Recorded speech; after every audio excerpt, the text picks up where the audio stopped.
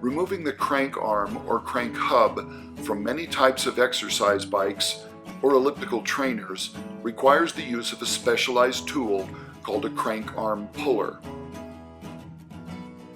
Removing the crank arm may be necessary when carrying out many types of adjustment, maintenance, or repair procedures. Make sure to use a crank puller designed for a square taper bottom bracket.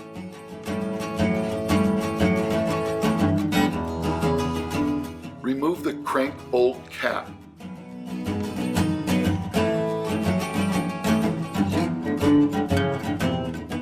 Use a socket wrench to remove the crank bolt.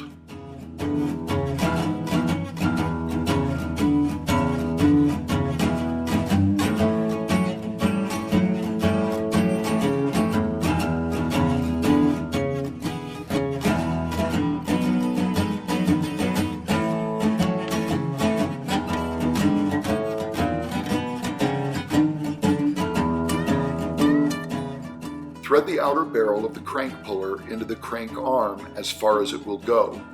You are more likely to damage or strip the threads of the puller or the crank arm if the tool is not fully engaged.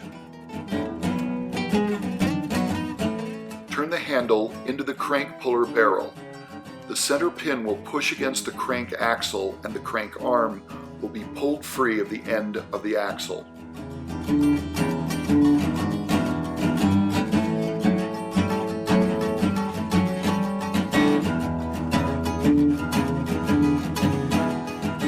Once the crank arm is removed, unthread the puller from the crank arm.